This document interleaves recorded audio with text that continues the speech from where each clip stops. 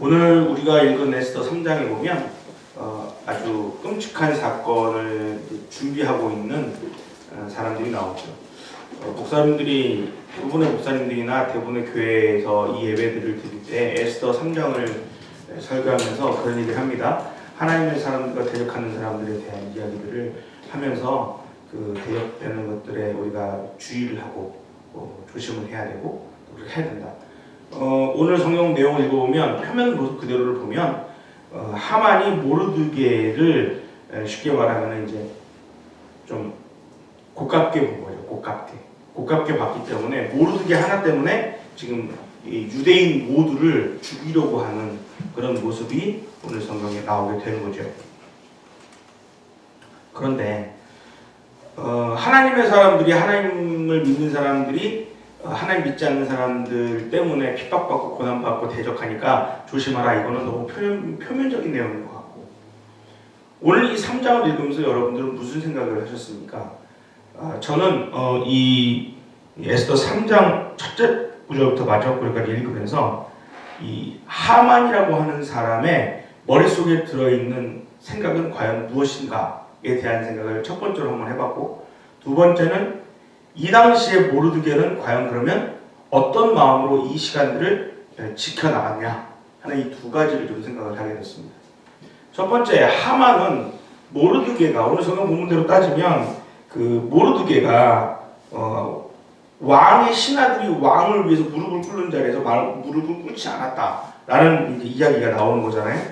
근데 중요한 거는 그 무릎을 꿇는 걸 누구한테 꿇었냐 하는 거냐, 해야 되냐면 모르드게가 하만에게도 꿇어야 되는 거예요. 근데 하만에게 꿇어야 되는 그 자리에서 모르드게는 하만에게 꿇지 않았다는 거예요.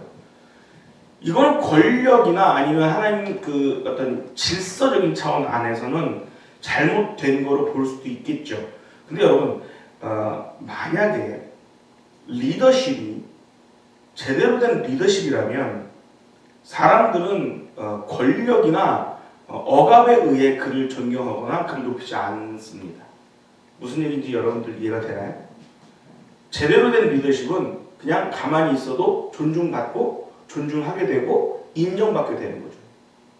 우리가 사람을 만나서 누군가 이렇게 교제를 하게 되면 그 사람과 교제하는 시간에 누구랑 만나서 얘기할 때 그 사람이 나에 대해서 아주 좋은 인상을 가지고 있거나 행복한 인상을 갖고 있으면 제가 굳이 그 사람 보고 만나자고 전화하지 않아도 전화를 하게 되죠. 그래서 그 사람이 저보고 먼저 만나자고 요청을 할 수가 있다는 거죠. 그 심지어 뭐 자주 경험하는 우리 윤선이도 있지만 가만히 있어도 맛있는 것도 사주고, 그렇죠? 오늘도 얘기를 들어보니까 뭐 귀걸이를 하나 받았다는 소문이 있어요. 선물로. 근데 중요한 건 그런 것들이 얘기하지 않아도 받는 이유는 뭐냐면 함께 하는 것이 즐거운 거죠. 내 가지고 있는 재물들을 그 사람에게 주어도, 아낌없이 주어도 행복한 거죠. 우리가 우리의 인생을 돌아보면 우리가 그런 것을 받을 수 있는 존재들인지 한번 점검해 본다면 사실 우리는 그것을 그렇게 받을 만한 완벽한 인생을 살고 있는 사람들은 아니죠. 그런데 우리의 인생 가운데 그런 경험들을 하게 되고 누군가 나를 사랑하고 나를 존중하는 모습을 하게 된다면 그것은 아마도 하나님이 그를 나를 위해서 나에게 주신 선물적 역할로서, 또 아니면 내가 하나님의 사랑과 하나님의 능력으로 말미암아 다른 사람들에게 그들에게 평안함과 안식을 주었을 때 그런 일들이 생길 수 있다는 거거든요. 그런 일들을 경험하는 사람들은 하나님이 그것들을 허용하셨다고 보는 것이 옳습니다. 누구를 만난다고 어떤 장소에 간다고 해서 다 좋은 게 아니거든요. 누구를 만난다고 해서 다 행복한 게 아니란 말이죠. 사실 요즘 또 가을 이때쯤 되면 사람들 만나면 잘 싸우잖아요. 소리치고 싸워요. 왜 그럴까요? 이때 되면 아주 이 날씨에 급변함에 있어가지고 우리의 마음과 감정을 흔들리게 하는 일들이 생기기 때문인데, 하나님의 백성들이라고 하는 사람들, 특별히 하나님과 함께 동행하며 교제하며 하나님과 함께 동거하는 삶을 사는 사람들은 그런 영향적, 환경적 영향과 상관없이 항상 즐겁고 행복한 시간을 가질 수 있다는 거죠. 그러니까 우리가 무슨 일을 하든 간에 주의 이름으로 모인 우리가 그리스도의 이름으로 살면 하나님은 우리에게 평안을 허락해 주시는 거죠. 하나님이 우리에게 주시는 평안은 어떤 것이냐면 무조건적인 평안입니다. 제한 없는 평안입니다. 다시 말하면 내가 지금 평안을 얻고 싶은데 하나님 내가 평안을 얻고 싶습니다. 하나님 나 뭘 했으면 좋겠습니까? 라고 물어보면 하나님이 넌 이거를 내라. 너는 돈을 내라. 이렇게 하는 게 아니라는 거예요. 하나님 내가 왔습니다. 나에게 하나님의 평안을 허락해 주십시오 하면 내가 너와 함께 있는 것으로 너는 평안을 누릴지어다 라고 하나님이 우리한테 얘기한다. 평안에 하나님께서 우리에게 주시는 평안은 다른 것이 아니에요. 그냥 하나님과 동행할 때 자연스럽게 경험되어지는 것이라는 것이죠. 그러니까 오늘 이 하만이라고 하는 사람에게 모르드게가 절하지 않은 가장 큰 이유는 신앙적인 면으로 보면 모르드게가 하나님 이외에 다른 것에게 절하지 않는 것으로 볼 수도 있겠지만 저는 그것보다는 하만이라는 사람의 리더십에 큰 문제가 있었을 것이다 라고 보는 거예요. 왜요? 하만이라는 사람의 큰 리더십에 왜 문제가 있을 거냐고요? 오늘 우리가 읽었던 그 전 모습들을 보면 이 모르드게는 자기 말고는 사람이 없어요.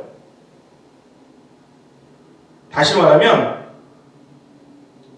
이 하만이라는 사람은 왕이 직접 그 사람을 세워서 다른 사람들 머리 위에 올렸어요. 그게 무슨 얘기냐면 이미 교만이 하늘에 와 닿은 사람이라는 거죠. 그러니까 이 사람은 다른 사람들이 눈에 보이지 않죠. 자기는 이미 왕에게 총애를 받은 사람이라고 확증되어졌다는 거예요. 그렇기 때문에 어떤 사람들이 와서 자기한테 벌벌 기거나 아니면 도와달라고 부탁을 하거나 청탁을 하거나 이러지 않으면 이 사람은 화가 나는 사람인 거예요. 그런데 오늘 말씀에 보면 뭐라고 나오냐면 2절에 보면 이런 얘기 나와요. 대궐문에 있는 왕의 모든 신하들이 다 왕의 명령대로 하만에게 꿇어 절하되 모르드게는 꿇지도 아니하고 절하지도 아니하니. 근데 정말 웃긴 건 여기서 3절 그 다음 말을 볼게요. 대궐문에 있는 왕의 신하들이 모르드게에게 이르되 너는 어찌하여 왕의 명령을 거역하느냐 하고. 자, 무슨 얘기예요? 모든 신하들이 너는 어찌 왕의 명령을 거역하냐 그러죠. 자, 하만이라는 사람이 제대로 된 리더십을 가지고 섰으면 왕의 명령으로 절하지 않아도 되죠. 아, 저 사람은 왕이 세운 사람이니까 저 사람은 왕이 세웠지만 아우 저 정도 우리한테 절 받을 수 있을 정도로 충분해. 그렇게 말한다면 왕의 명령으로 절하지 않냐고 말하는 것보다는 하만이라는 사람이 얼마나 대단한 사람인데 당신은 왜 그에게 절하지 않습니까? 라고 말하는 게 더 옳을 수도 있는 거예요. 다시 말하면 강제적인 인간적인 강제성을 띠고 있는 강제적인 모습들은 그것은 오래가지 않는 거죠. 다시 말하고 또 한 번 확인해 본다 하더라도 리더십이 제대로 세워지지 않은 사람에게는 존경심이라는 것은 찾아보기가 어렵게 된다는 겁니다. 그래서 4절에 이렇게 얘기하죠. 날마다 권하되 모르드게가 듣지 아니하고 그 다음 하는 말이 자기는 유다임을 알렸다라고 얘기했어요. 자, 이 유다임을 알렸다.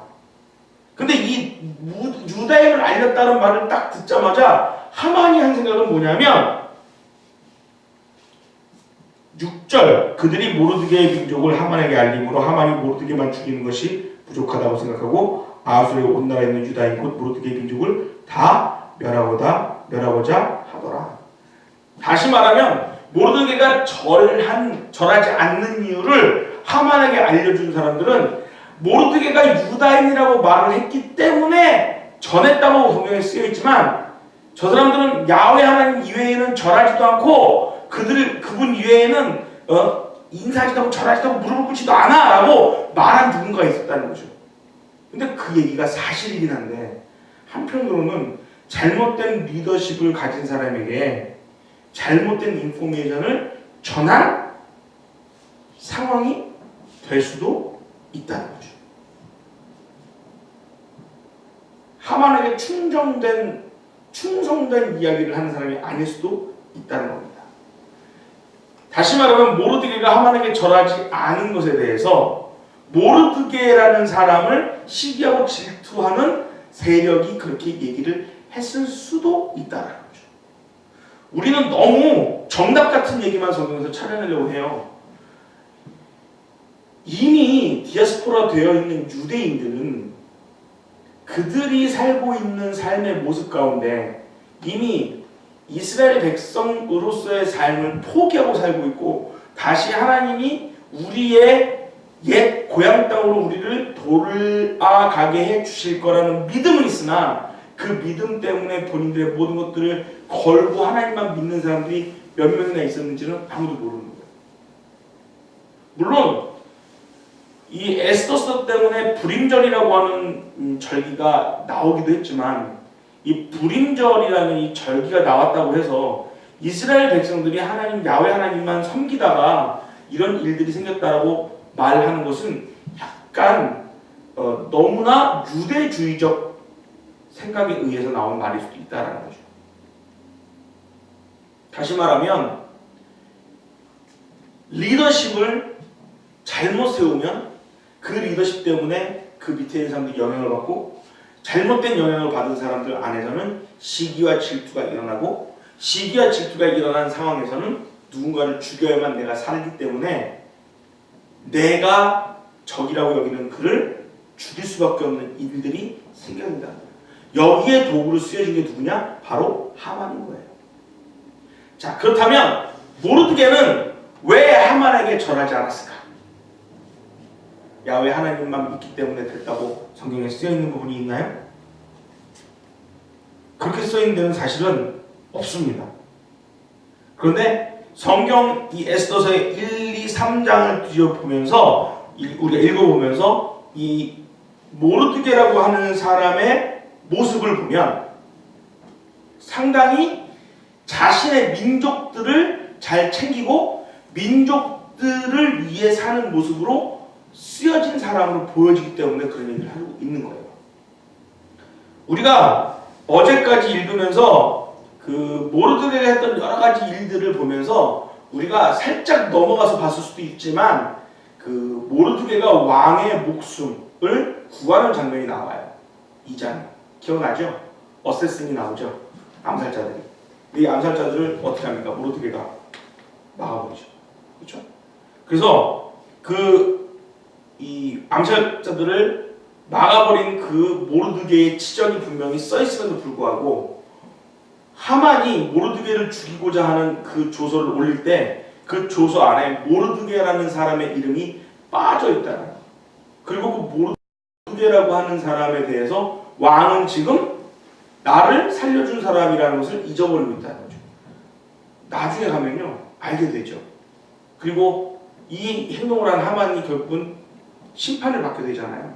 근데 그거는 그 다음 얘기예요. 지금 오늘 이 3장에서만 보면 하만은 모르드게를 통해서 이스라엘 백성들이 유대인들이 유다 사람들이 하나님을 섬기겠다고 모여서 같이 하나님만 섬기겠다고 했던 그런 그 믿음을 신앙을 지키는 것처럼 그걸 표현하고 있고 그런 유다인들을 보호하는 역할을 모르드게가 했다라고 오늘 3장에는 써 있는 것처럼 보인다는 거죠. 중요한 건 정말 그런지는 우리가 한번 곰곰이 읽어봐야 될 겁니다. 심지어 7절부터 15절까지는 결국 하만이 왕의 이 도장을 통해 가지고 도장으로 내린 조서를 통해서 지금 이 페르시아 전 지역의 맨 마지막 달 1년의 맨 마지막 달에 한 날을 잡아서 그때는 모든 유대인들을 죽이고 그들의 재산들을 몰수하는 것에 대한 그 명령 조서를 반포하고 그것을 통해서 사람들에게 지금 뭐라고 했어요? 두려움과 공포를 주고 있는 모습으로 오늘 3장은 끝나게 돼요. 결국 우리는 리더십을 중요하게 생각해야 되는 거예요.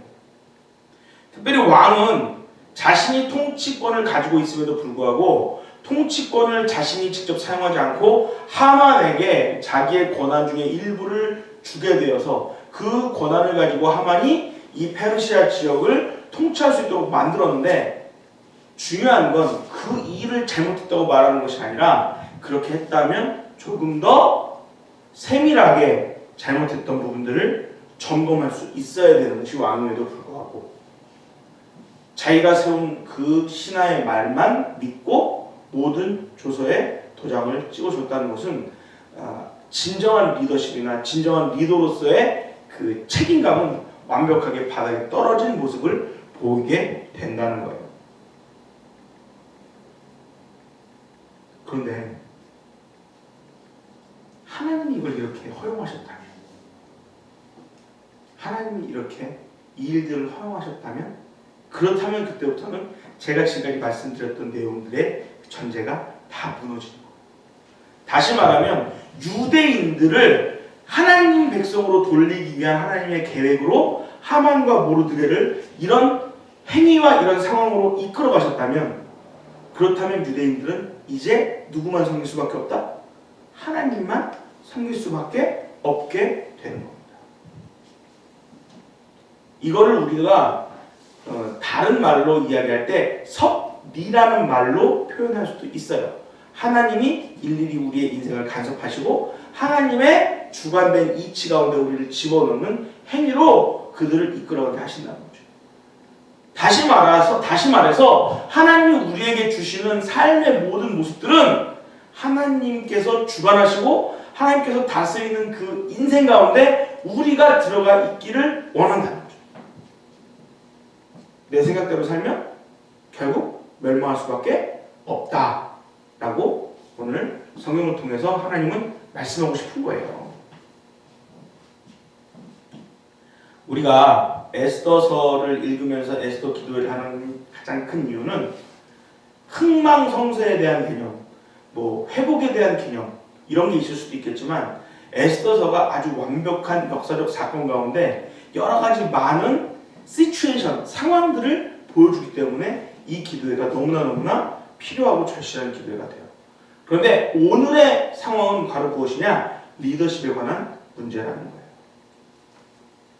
여러분이 오늘부터 내일까지 이제 에스더서 3장을 계속해서 한 3번 정도 읽으실 텐데 읽으시면서 여러분들 꼭 점검하시면 좋겠습니다. 특별히 7절부터 9절까지를 좀 읽으시면서 생각을 많이 해보십시오. 그 중에 정말 재밌는 말씀들이 하나 나오는데 8절 하만이 아하수에로 왕에게 이를 아르되 한 민족이 어느 민족으로 말하지 않았죠? 모르드게가 여기 포함됐다고 말하지 않았습니다. 왕의 나라 각 지방 백성 중에 흩어져 거하는데 그 법률이 만민의 것과 달라서 왕의 법률을 지키지 아니하오니 용납하는 것이 왕에게 무익하니이다. 정말 유대인들이 그 왕의 법률을 지키지 않았나요? 그렇지 않습니다. 누구 하나만 안 지켰나요? 모르드게만 안 지킨 것으로 이스라엘 성경이 지금 우리가 알고 있는 에스더서에는 나오는 거예요. 모르드게만 절하지 않았어요. 다른 유대인들이 절하지 않았다는 건 써있지 않아요. 그런데 그 사람 하나를 가지고 민족 전체를 둘러엎게 하려는 하만의 계략이 보이죠. 용납하는 것이 왕에게 무익함이다. 자기한테 절하지 않은 것 때문에 왕에게 그것이 이익이 없다라고 거짓으로 왕을 호립니다. 그리고 9절에 이렇게 얘기합니다. 왕이 옳게 여기시거든 조서를 내려 그들을 진멸하소서. 내가 은 1만 달란트를 왕의 일을 맡은 자의 손에 맡겨 왕의 금고에 드리리이다 하니. 무슨 얘기죠? 왕이여, 내가 하는 일을 어떻게 해달라고? 입 싹 씻고 모른 척 해주십시오. 대신에 어떻게 하겠다고? 내가 당신에게 얼마를 준다고요? 은 1만 달란트를 드리겠습니다.